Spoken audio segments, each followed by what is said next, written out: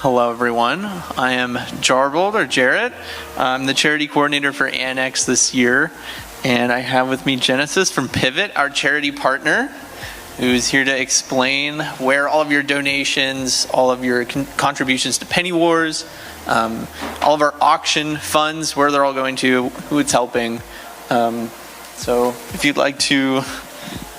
Absolutely. I just want to start off by thanking everyone for having Pivot this year. It's been amazing to see everyone and just to meet with everyone and mingle.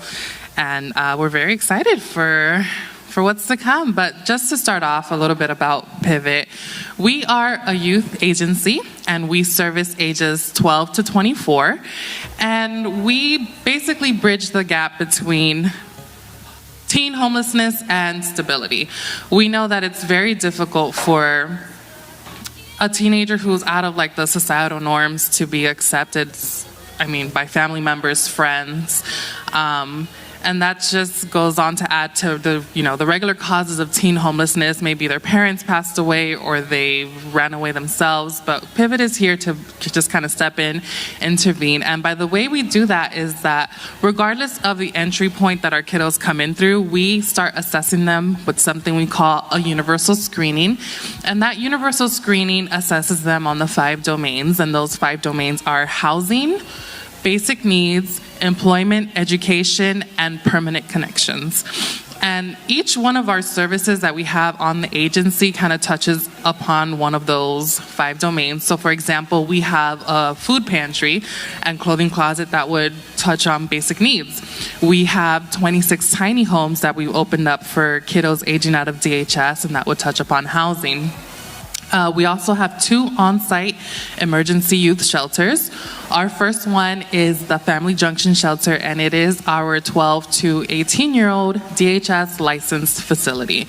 A lot of the kiddos that come through there are either in between foster placements or have their life has just abruptly been changed. So they've been brought to the Family Junction, and that's where we can just, I know they come in so scared and so defensive all the time, but our staff is really good at making sure that they are loved on and taken care of. We try to do something that we call, I forget what we call it, but it's basically we want to establish connections before we do any sort of correction. So, for example, if a kiddo comes in, like a police officer brings in a kiddo, they're already on edge, they're nervous. So what we do is we try to meet those basic needs first before we can start forming connections. I know as an adult, I don't want to be spoken to unless I've had something to eat or my coffee in the morning. So we try to feed these kids because you're not going to want to receive counseling if you're hungry or if you haven't showered for a few days. So we try to meet those basic needs first. And speaking of meeting basic needs, our Point Shelter, which is our 17 to 24-year-old facility, is also a drop-in center. So young adults from the ages of 17 to 24 can show up at the Point Shelter between 4 p.m. and 8 p.m. and receive drop-in services. These kids can either be living on their own or with parents, but they can come to our shelter to receive any kind of the services that we offer, any of our wraparound services. And then once it's 8 p.m., they can feel free to go back to where it was they were living. But our kiddos that are on or in the Point Shelter, they have a co-ed bunk room, and then they can just kind of sit there and know that they have a safe place to sleep for the night. What's cool about the Point is that we're not like a lot of shelters where you have to pack up all your belongings and go and just kind of, gamble for a bed the next day. You have your guaranteed bed until you're ready to transition on your own. And with our programs, a lot of our kids who start off at the Family Junction Shelter and transition to the Point, most of them transition to their tiny homes or their very own tiny home. Right now we have 26 tiny homes that are completed, fully furnished. So when the kid moves into the tiny home, their first month is free. And then after that, it kind of increases until it caps at $150. So there is an expectation to pay rent. So we kind of let them know, like, hey, this is kind of a glimpse of what it would be like as an adult. You will have rent to pay. How are you going to pay that rent? A lot of them don't have anything you would need to start a job, like a social security card or an ID. So our caseworkers will work with them on getting those documents for them, and then they can get a job, and that's how they would be able to afford that rent. Some of them do work part-time, full-time, or have odd jobs like babysitting or cutting grass, things like that. There are weekly room checks for the tiny homes. This is for the safety of the child and also just to keep an eye on the tiny home. When you come from being constantly alone, or you come from a trauma or high-risk background, when you're given the opportunity to live on your own, it can get a little bit scary. So we like to do weekly room checks to make sure that kiddo has, everything they need and they're having these connections with adults. It also gives them an opportunity to kind of get used to speaking to a landlord in case something does break in the tiny home. It prepares them to have these, conversations with the landlord once they're ready to transition out. They can stay in the tiny homes up until their 25th birthday.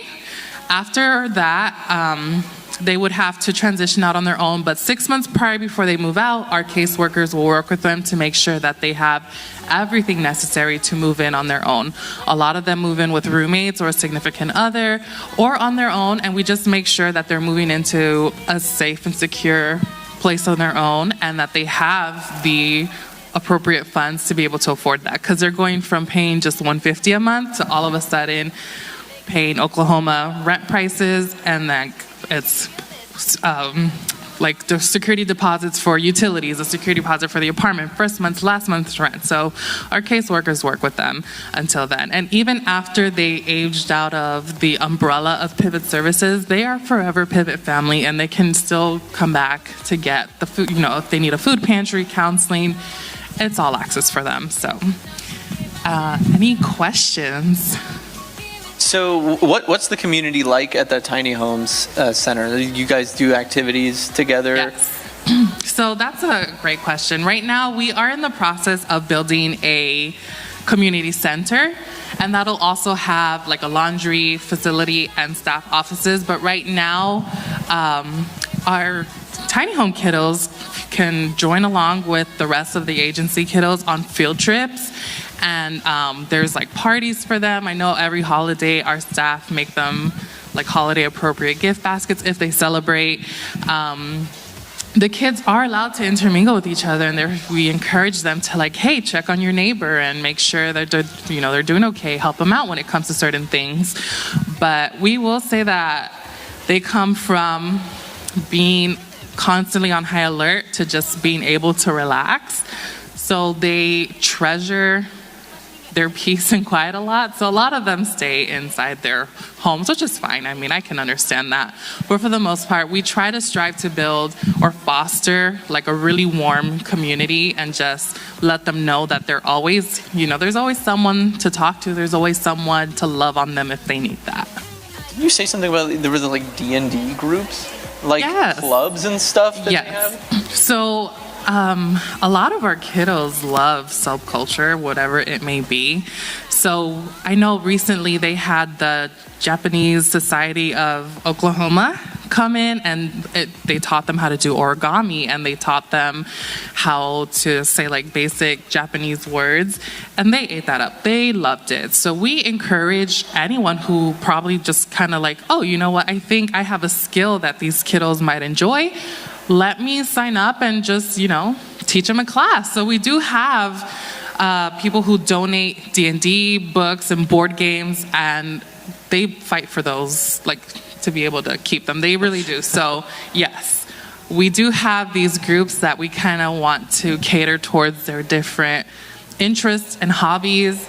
So if anyone knows of anything that they would like to, or a skill that you would like to volunteer for with our kiddos, that would be great. Our kids love it. They love the interaction. And so, I don't know if you mentioned already, but how many homes are there now, and how much room do you have on your little campus to expand that? Yeah, so right now we have 26 completed tiny homes. And actually, sometime this year, we are going to start breaking ground on 15 more. Those 15 tiny homes will be specifically for kids aging out of the foster care system. So the 26 we have now, it's a mix of experiencing homelessness and aging out of the foster care system, but the new 15 will be solely for DHS kiddos aging out. And then we have a 12.5 acre campus, so we do have the space for 80 more homes in total. But with the 26 that we have open now, we're just kind of figuring out logistics and security and safety and staffing. So once we have all of that in place and we have the 15 more, then we have plans to do up to 80. Okay, and yeah, you guys can check out, we have some pictures of the tiny home community in our con book, and you could also just look up, what it looks like online, but also you all have tours and stuff, right? Yes, I enjoy giving tours, so you can just check out our website, and then you can send an email to our contact, and then we can set you up with a tour. Hello. A little more about the tiny homes. They are roughly around 235 square feet each.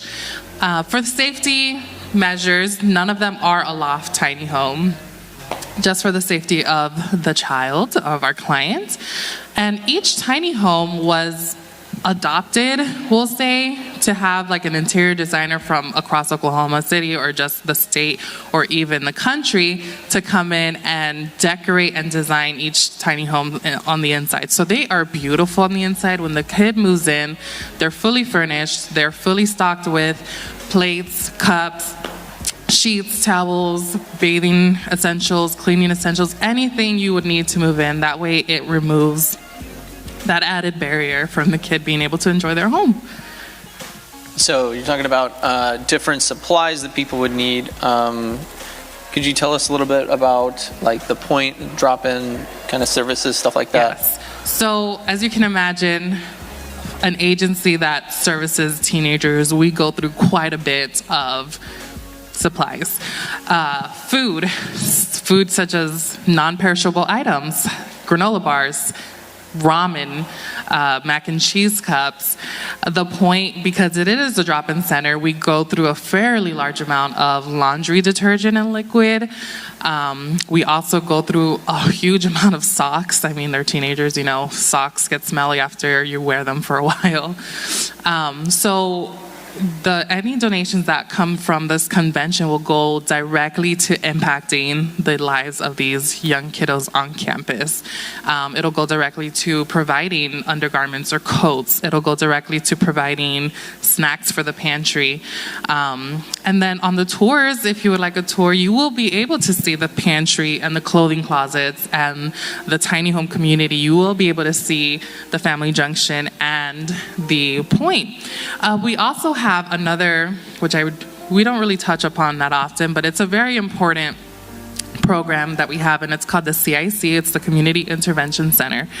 And this program, we partner with the Oklahoma City Police Department and different police municipalities across the state. And what they do is that they bring in kiddos who have either run away or have committed minor felonies or misdemeanors. A lot of the kids that come in through that entry point are kids who have been rescued from sex trafficking situations, have been removed from abusive homes, or just found homeless on the street and they have nowhere to go. So the police officer will then bring them over to the pivot. And within 8 minutes, we say around 15 minutes, but our staff have been averaging within 8 minutes, the police are back out on the street patrolling or doing what it is they need to do. And then we can start to focus on meeting the basic needs of the child that they brought in. When they bring them in, a lot of them are without shoes or without a coat, and a lot of them come in the middle of the night or when it's super cold out. So we try to meet those immediate needs, and then within 30 minutes of coming to us, we try to establish a connection with their legal guardian or with their parents. It has happened very often, especially with last year, a trend where we are intercepting kids who have met an unsafe adult on the internet, and the adult has promised them the moon and the stars and tells them, if I buy you a plane ticket or a bus ticket, will you come meet me? Halfway through, the kid gets scared, or they kind of realize this isn't what I want to do. So our community intervention center is really good at connecting that young person with their parents. Okay, so we've talked about the point, talked about the tiny homes. Family Junction. Yes, so the Family Junction is our 12 to 18 DHS licensed facility. And we have that, I want to say, is our, Pivot as a whole is a very gender affirming and identity affirming organization. But we believe that when you're between the really tender ages of like 12 and 18, you're still learning about yourself. You're still figuring yourself out.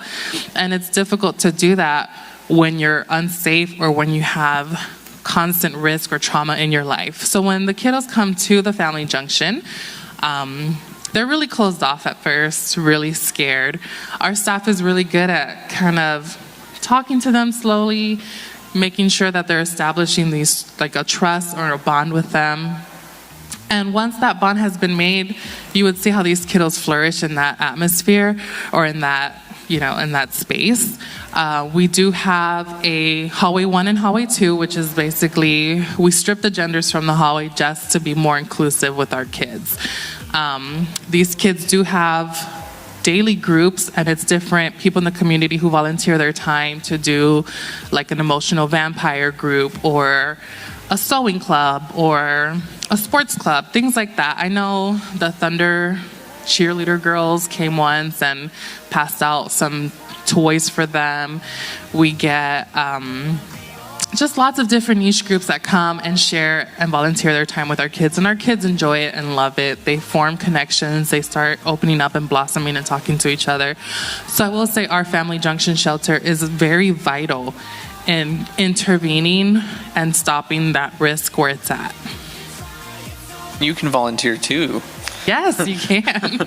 I am the volunteer coordinator, so when that's all set up and ready to go, you'd be hanging out with me all day, or however long you want to volunteer. And we love volunteers. We are in need of volunteers, so please contact us. So a lot of the people that you're talking about now, they're like middle school and high school age. Yes. So you were saying earlier, if you're hungry, if you don't know where you're going to be sleeping tonight. And I know we talked about this with our previous charity partner, Positive Tomorrows, in kind of a different age context, but you can't focus on taking a science exam if you are hungry and you're, when's my next meal going to be? Am I going to be at so-and-so's house tonight? Are we going to be sleeping in the car? Am I going to have any friends let me stay over tonight? All that kind of stuff, all those stressors, like it really sets a person into a different mindset completely. And so, do you all do anything with like trying to, like, do you have counseling, therapy, things like that for, getting these people back to a way of normalcy and like being able to feel comfortable going places? Absolutely. Every client that comes into Pivot, regardless of entry point, is connected with one of our very skilled and certified therapists and counselors. Our therapists and counselors are constantly going to different trainings and different classes to be able to provide more services for the kids that we service. I know that we do TBRI counseling, which is trust-based relational intervention therapy, and rapid eye movement therapy, which it's like this technique where eye movement kind of heals the trauma that the kiddo is going through. All of our counselors are amazing. Something exciting that is going on with our counseling center is, even though we have a very small counseling center right now and it only has about 5 counselors, we received a grant to expand our counseling center, so we will be able to hire even more counselors, and we will be able to service more young people in Oklahoma City, because as you can imagine, with 5 counselors, it's quite the wait list.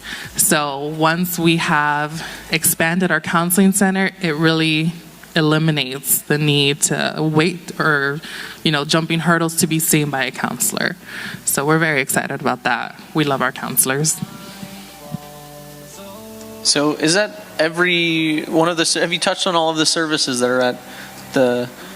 I want to say we have. I know we do have some supplemental activities. Like we have a teaching kitchen, and it was donated by the Oklahoma 29 Rotary Club. And it's a kitchen that has 2 dishwashers, 2 stoves, 2 counters, and that way we are able to teach our kids cooking classes. Because once you're taken out from your place of risk and trauma, you can focus on learning basic skills. I know I was taught how to cook when I was younger because I had my mom there to teach me, but these kids don't have an adult to teach them basic skills.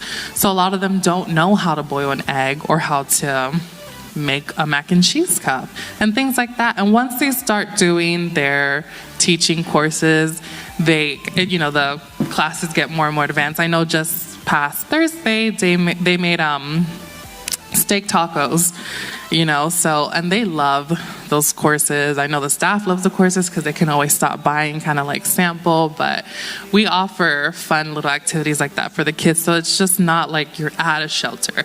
Yes, you're at a shelter, but it's warm, it's inviting, you're engaging, you're connecting, you're having fun, and you're being a kid. Like you get to be a kid. Not just like, keeping you safe and then spitting you back out the next day. Exactly. Like, hey, by the way, come back if you need us again. We're always here. Yes, absolutely. We focus on establishing relationships and connections with these kids just because we know they have not had the opportunity to do that.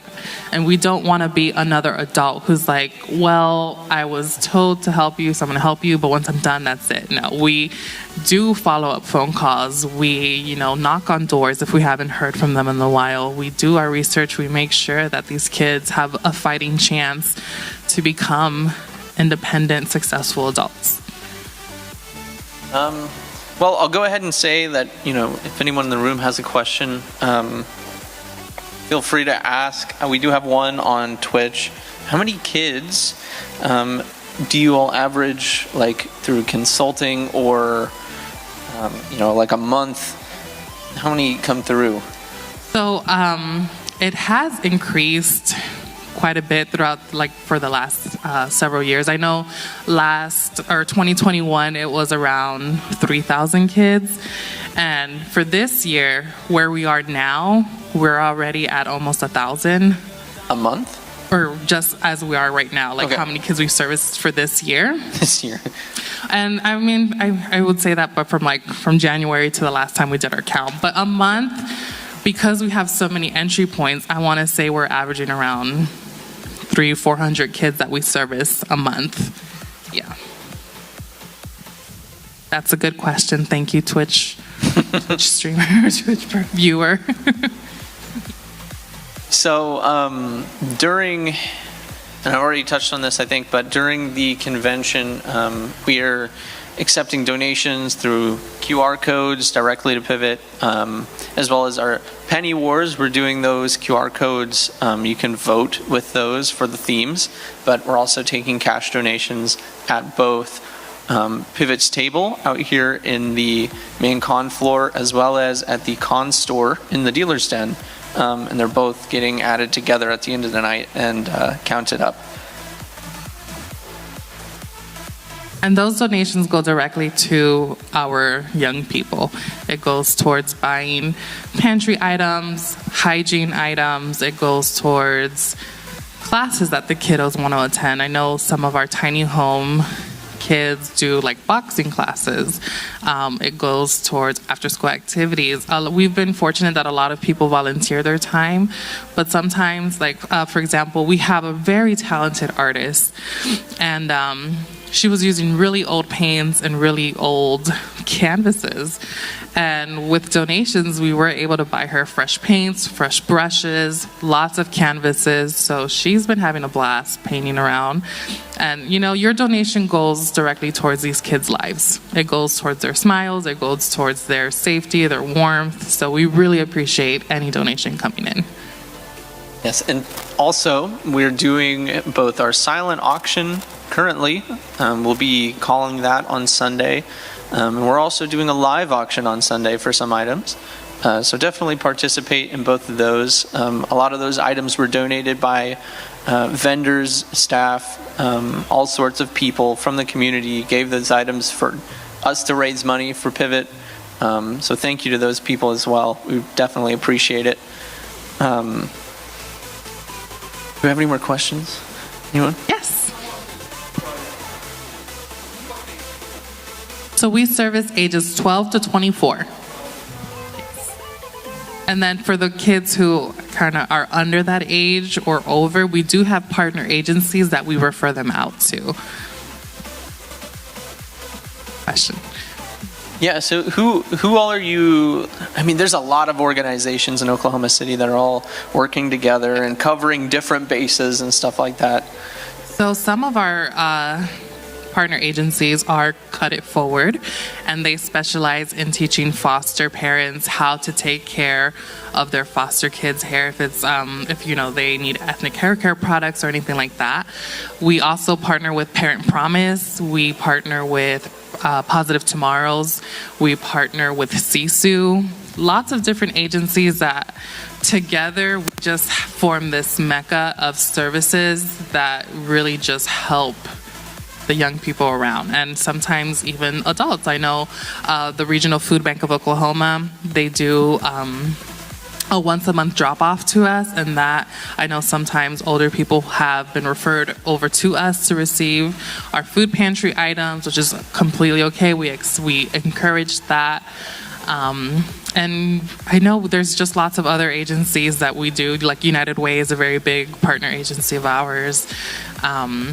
So it's a lot. A lot of nonprofits work together, and I know I'm missing some, and I'm sorry, but we work together to make a difference, and we like to use the hashtag Better Together. So, any other questions or any comments?